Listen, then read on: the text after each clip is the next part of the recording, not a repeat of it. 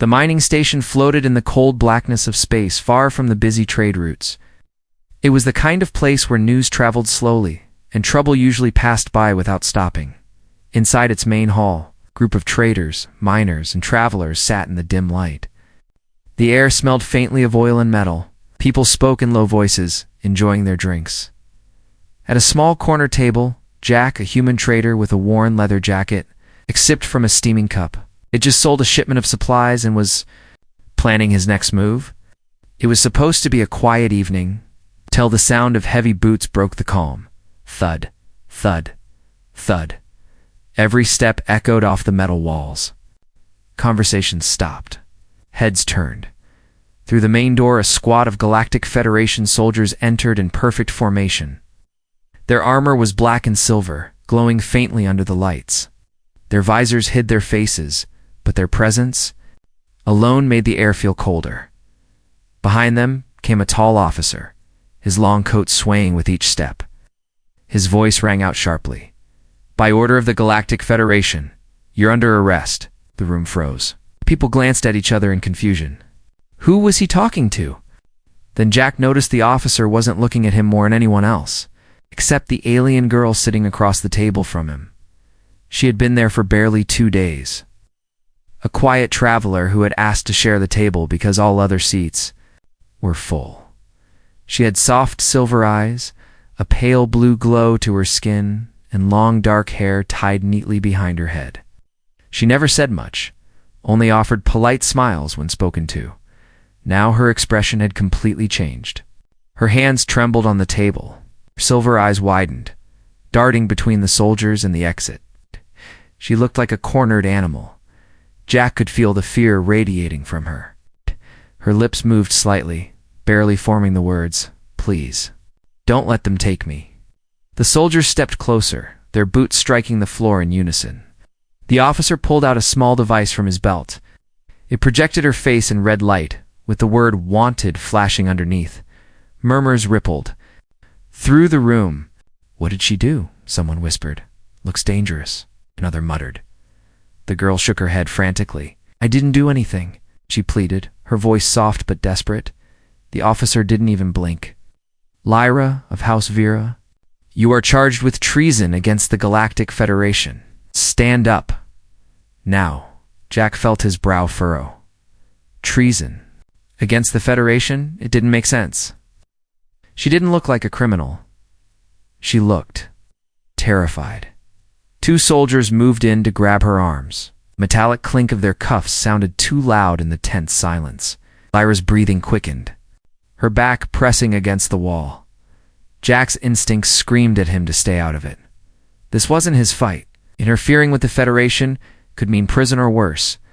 But then Lyra's eyes locked with his again. This time, there was no mistaking the silent plea. The officer spoke again, his voice cold. "If you resist, you will be restrained by force." Jack's fingers tightened around his cup. He noticed how everyone else had turned away, pretending not to see. That's how things worked out here. No one wanted trouble with the Federation One. Soldier reached for Lyra's wrist. She flinched, but before his hand could close, Jack slammed his cup onto the table with a sharp bang. The sound made the soldier pause for half a second. That was all Jack needed, in one swift move. He grabbed the edge of the table and flipped it toward the soldiers. The heavy slab of metal and wood slammed into them, knocking one back and sending the other stumbling. Gasps erupted from the crowd. Jack reached out, grabbing Lyra's hand. "Run," he barked. For a moment she hesitated, then she bolted with him. The two raced toward a side corridor, weaving between shocked patrons. Behind them, the officer's voice roared, "Stop them! Seal the exits!" Alarms blared. Red lights flashed along the ceiling as metal shutters began to close over the main doors. Jack pulled Lyra through a narrow maintenance hatch just before the shutters sealed. They found themselves in a dim, cramped tunnel. Pipes hissed with steam and the smell of machine oil was thick in the air. They kept running, their footsteps echoing through the maze-like passageways. The sound of pursuit grew louder shouts. Metal boots on steel floors. Lyra's voice finally broke the silence, breathless and shaky. You You didn't have to help me. Jack glanced at her. Yeah, well, something tells me they weren't planning to give you a fair trial. Gaze dropped to the floor.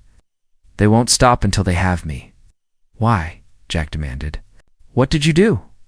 She shook her head. It's not what I did. It's what I know. Jack didn't have time to press further. The tunnel ahead split into 3 paths. He hesitated for a second, then chose the darkest one, hoping it would buy them time. Behind them, the officer's cold voice echoed faintly through the comm systems. Attention all units. The target is armed and dangerous.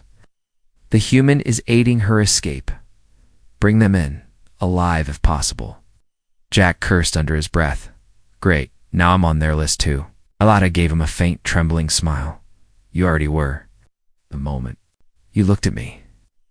The station's lights flickered, and somewhere far off, the sound of heavy metal doors slamming shut echoed like a warning. The hunt had begun. The maintenance tunnel was a narrow, twisting vein through the belly of the station. Dim yellow lights flickered above, casting long, broken shadows on the walls. Steam hissed from cracked pipes, and the air felt thick and damp like the place hadn't been used in years. Jack kept pulling Lyra forward, his boots thudding against the metal floor. Every few steps, she glanced over her shoulder, her silver eyes wide with fear. Somewhere behind them, heavy boots clanged in rhythm Federation. Soldiers were still on their trail. The sound of a distant clank made Lyra flinch. They're splitting up, she whispered, her voice barely audible over the hiss of the pipes.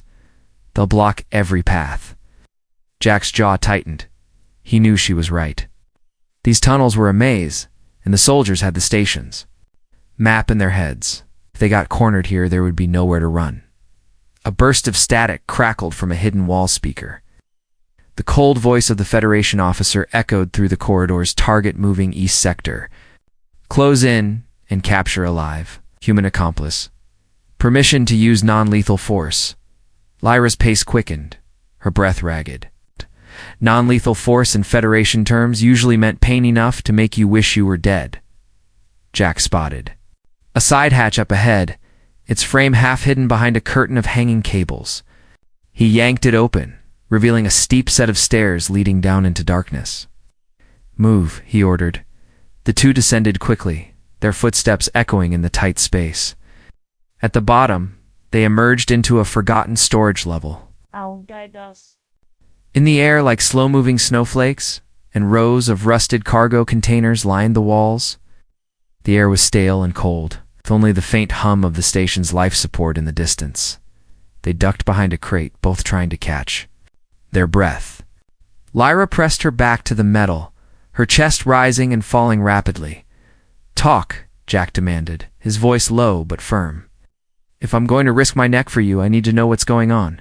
Lyra's eyes flicked toward the floor. She hesitated, her fingers fidgeting with the edge of her sleeve. I used to work for the Federation. I designed part of their navigation systems. Jack raised an eyebrow. That doesn't sound like treason. Her voice dropped to a whisper. It is when you find out they're using those systems to guide. A weapon one that can erase entire planets. Jack stared at her, the weight of her words sinking in. And they think you can finish it? Lyra nodded slowly. They don't just think it. They need me too. Without me, the weapon can't work. Before Jack could respond, a faint scraping sound came from the far end of the storage level. Shadows moved between the crates. Jack pulled Lyra deeper into the rows, weaving through the metal maze. He glanced up and spotted a ventilation duct just big enough for them to crawl through. Up there. He pointed. He gave her a boost and she scrambled inside, pulling him in after. The metal duct was cramped and smelled of rust, but it was better than facing soldiers head-on. They crawled forward, the echo of their movements blending with the hum of the station. Lyra's voice came in a whisper. You shouldn't be here. You could walk away right now. Jack smirked faintly. Too late for that. Suddenly, a blinding beam of light shot into the duct from behind. A soldier's voice barked, Freeze!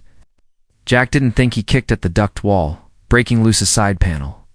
Both of them tumbled out, landing hard in another corridor. Without stopping, they ran again, the chase beginning anew. The station groaned around them, like the metal itself was warning that time was running out. They landed hard on a grated floor, the sound echoing through the empty chamber. Jack rolled to his feet first, pulling Lyra up. His eyes darted around. This place was huge, with towering stacks of metal containers, each covered in dust thick, enough to prove no one had been here in years. The air was cold, stale, and heavy with the smell of rust. Only a few emergency lights glowed faintly overhead, casting long shadows that moved like silent hunters.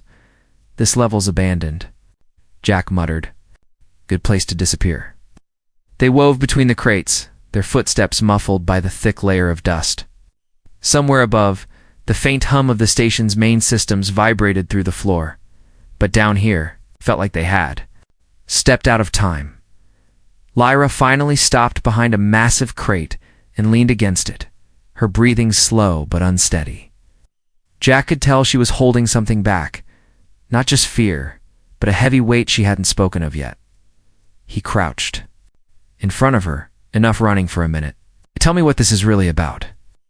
Her silver eyes lifted to his, shining faintly in the dim light. "I wasn't always on the run," she began, voice quiet but sharp. "I worked inside the Federation's core research division. My job was simple navigation system design. He told me it was for deep space exploration, mapping star routes." It frowned. And it wasn't. Her lips tightened. "It was till I saw the test files. Those routes weren't for explorers. They were targeting coordinates. Entire planets marked for erasure." A chill crawled up Jack's spine. "Planet killer." Nodded. "A weapon. One that can burn a world into ash from orbit in less than 5 minutes? And it's almost complete." Jack's voice dropped. "So what do they want from you?" Her hands curled into fists. "The weapons guidance system runs on a code I created. Without me, it can't aim. They want me to finish it tanned once. I do. They'll use it on anyone who resists them." Jack stared at her. "So if they catch you, they'll either force me to finish it or take my mind apart until they have what they need." Before Jack could answer, the sound of metal boots rang from the far side of the bay. A beam of light swept across the shadows. Soldiers were here. Lyra's eyes widened. Jack grabbed her wrist and pulled her deeper into the maze of crates, moving as silently as possible. But then click. Jack froze. That wasn't from them. Up, ahead, in the shadows, a dark figure stepped out. Another soldier. He raised his weapon, but before he could fire, Jack hurled a loose piece of metal, piping straight at the light on the soldier's helmet. The shot went wide, sizzling into a crate. Jack shoved Lyra toward a narrow gap between two containers. They slipped through, the space barely wide enough to squeeze past. On the other side, Lyra spotted a small maintenance ladder leading upward toward an old control platform. They climbed quickly, trying not to shake the metal too much. From up there, they could see the soldiers spreading through the bay like a net closing in. Lyra's voice trembled. "They won't stop, Jack. You don't understand? If they catch me, it's over, not just for me, for entire worlds." Jack gritted his teeth. "Then we make sure they don't." Just then, one of the soldiers below shouted, "Found them!" and a flash of light from a blaster lit the darkness. Jack didn't think he tackled Lyra down onto the platform floor, just as the shot passed where her head had been a second earlier. Sparks rained from the metal railing. The hunt was no longer in the shadows. It had just exploded into open combat. The control platform shook as another blaster bolt slammed into the railing, sending molten sparks flying past Jack's face. The air stank of burning metal, and the hiss of overheating weapons echoed in the wide, hollow bay. "Move," Jack barked, pulling Lyra toward the far side of the platform. Below them, Federation soldiers were spreading out some climbing ladders, others surrounding the exits. Lyra's breath came fast. "We're boxed in." "Not yet," Jack cut her off, scanning the shadows for a way out. Then he spotted Itan. Old cargo lift dangling by thick steel chains on the far side. It was risky, but it was the only chance. They sprinted along the narrow platform. A blaster shot struck the floor just behind them, the vibration making the metal hum under their feet. Jack grabbed a loose crate and shoved it over the side. It crashed onto a soldier below, scattering his squad for a precious few seconds. They reached the edge. The cargo lift was swaying slightly, its surface covered in dust. Jack didn't wait. He grabbed one of the chains and jumped, swinging himself onto the platform. Lyra hesitated only a second before following. The moment her boots hit the lift, a sharp crack split. The air blaster shot tore through one of the chains. The platform lurched violently, nearly throwing them both off. Jack grabbed the lever and yanked it down. With a groan, the lift began to descend toward the bay floor, but the soldiers weren't waiting. They opened fire from above, bolts slamming into the lift's frame. "Get down." Past his head. Halfway down, the lift jerked to a stop. Jack looked up. One of the soldiers had thrown a clamp onto the chain. They were going to trap them there. No time to think. Jack swung his rifle upward and fired in short, controlled bursts.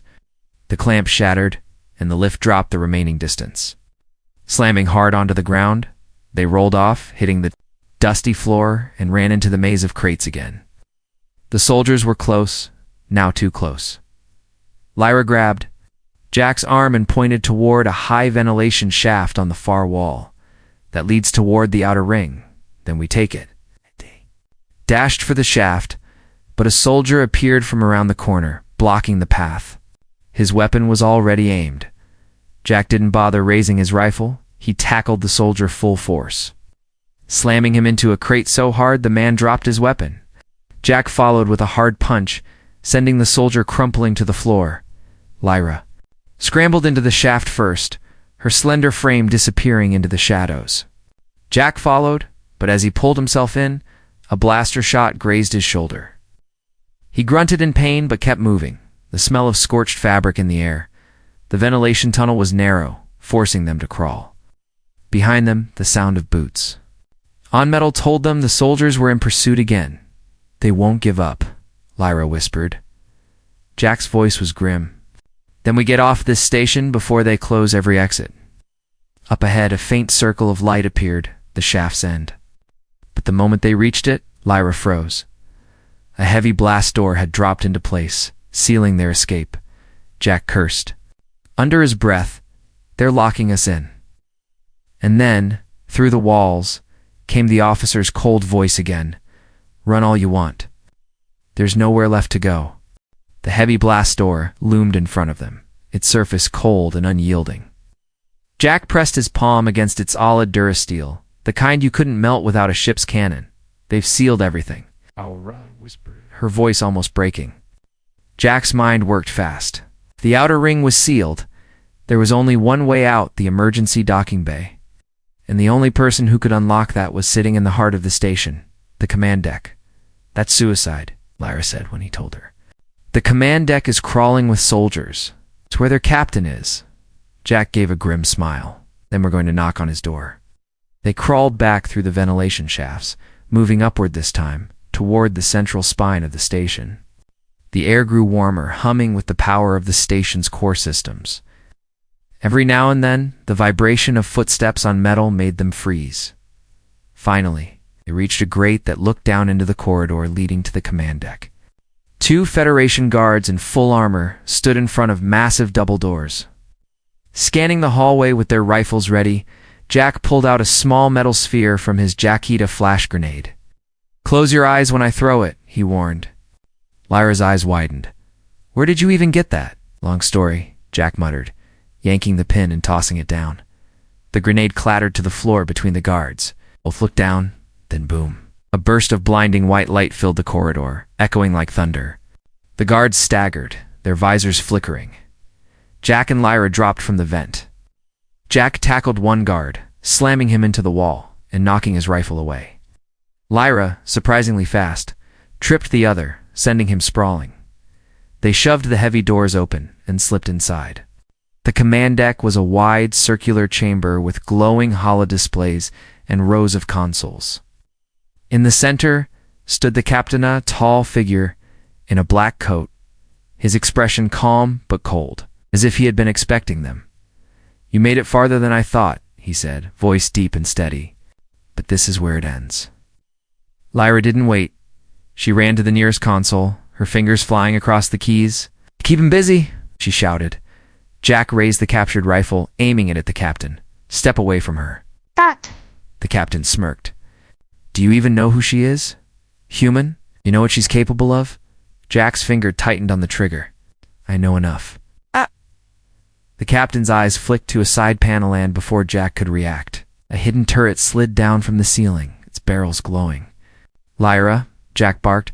"I almost have it," she yelled, her hands moving faster. The console screen flashed with warning symbols as she bypassed security protocols. The turret fire. Jack dove to the side, the blast scorching the floor where he had been. He rolled and returned fire, sparks raining from the ceiling as shots ricocheted. Finally, Lyra slammed her hand on the console. Docking bay unlocked. Jack didn't wait. He fired a single shot that blew the turret off its mount. Then he grabbed Lyra's hand, pulling her toward the exit. But just as they reached the door, the captain's voice followed them, cold and certain. "You won't make it to that bay alive."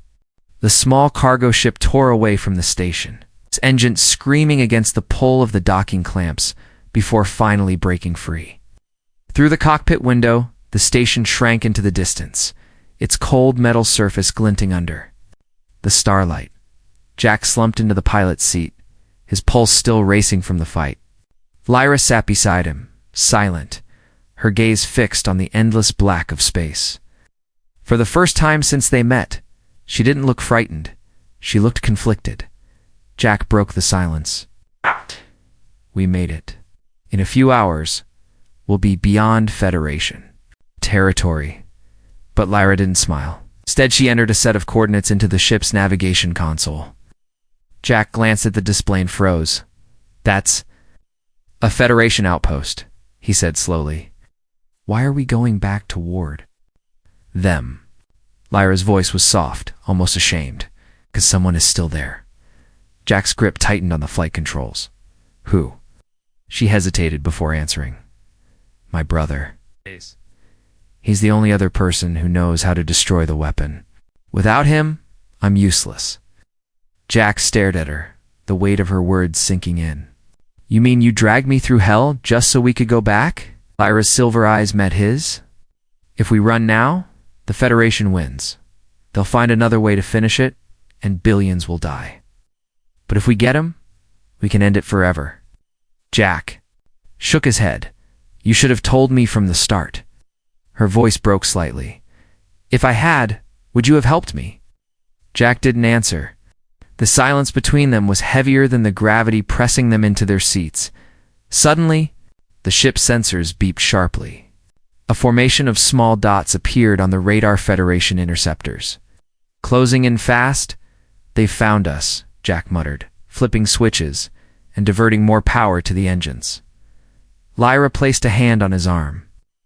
"Jack, if they catch us, I'll tell them you forced me to come. You'll walk free." Jack glanced at her in disbelief. "And leave you in their hands? Not a chance." The ships on the radar grew closer, red warning lights flashing across the cockpit. The stars ahead seemed darker now, as if the galaxy itself was holding its breath. Jack exhaled slowly, making his decision. "If I'm going to die, I'd rather do it fighting with you than running without you." Lyra's lips trembled, but she said nothing.